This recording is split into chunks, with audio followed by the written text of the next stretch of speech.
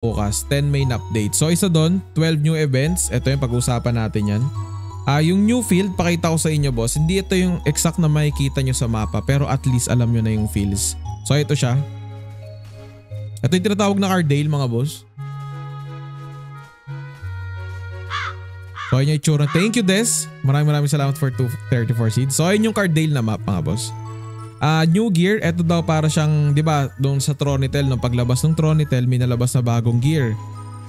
Shoulder strap, so accuracy yon. So yung lalabas daw na inner armor, more on defense siya. So yan, labangan natin bukas yan, hindi pa ako sure, speculation pa lang yan. New weapon style, gear detail information window improved to display the tier. So papakita na yung tier ng mga gears natin.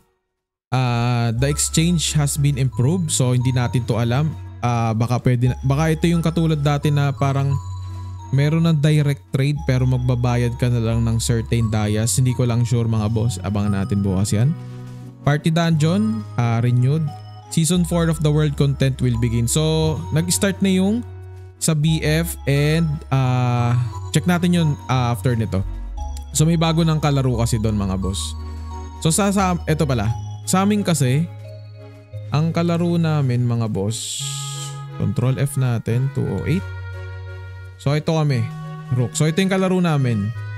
Check nyo lang dito sa ranking World Dungeon Group Update or Formation. So makikita nyo na yung bago nyong kalaro. So yun yung update doon sa Season 4. Changes implementation to the special dungeon. Di ko lang to sure boss kung ano mangyayari dito. So may bagong implementation sa special dungeon. Mission completion event and guild order improve. So malalaman natin to bukas kung papadaliin nila yung guild order kasi medyo mahirap talaga.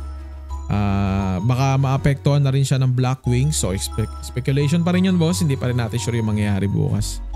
Hintayin natin yan. So sa new events mga boss, dito tayo sa check-in event. Meron tayong check-in event. Meron tayong mission completion.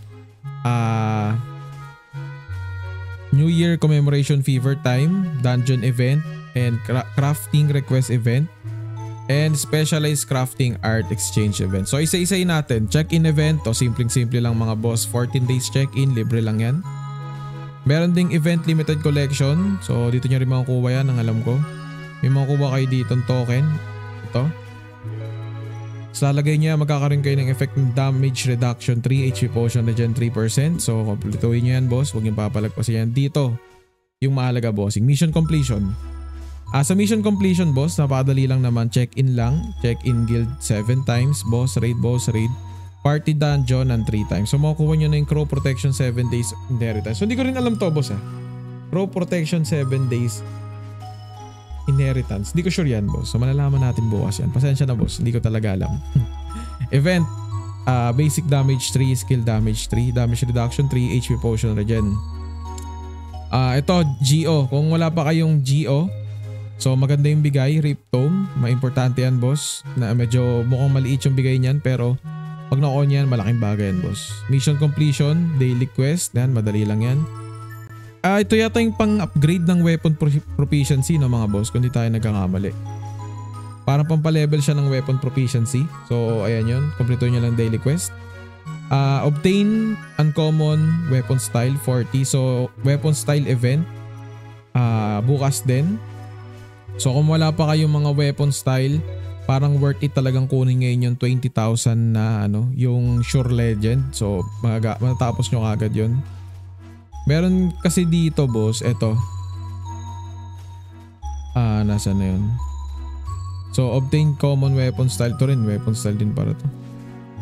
Epic weapon style. Puro weapon style yung event no?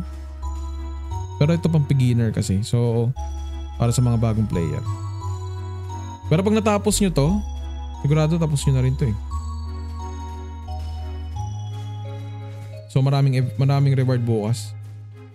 So ito importante to, Legendary Glider. 4 na Sure Epic to, alam ko 4 na Sure Epic Glider to. So madali lang siya boss, especially kung binili nyo yung 20k.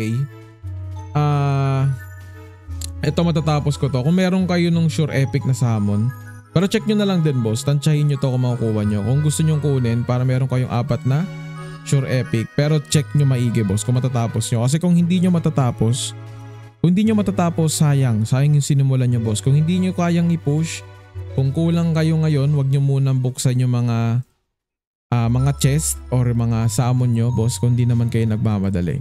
So ayun yung sa mission completion.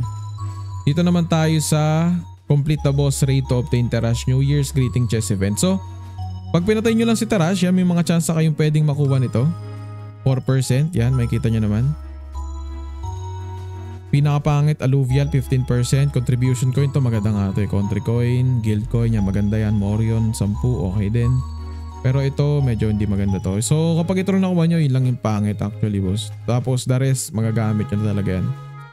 So New Year's commemoration. Oy, bossing at Astra, Merry Christmas boss. Thank you so much.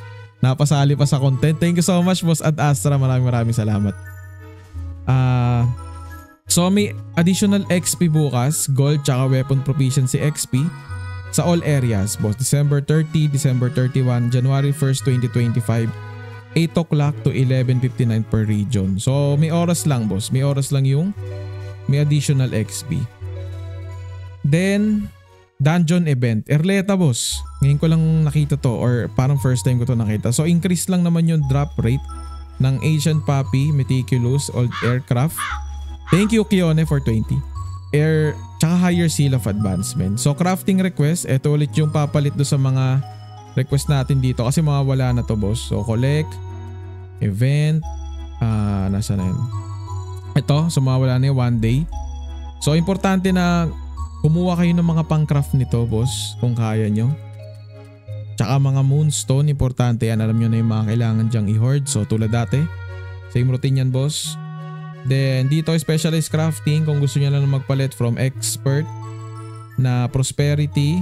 Expert na prosperity. For example dito.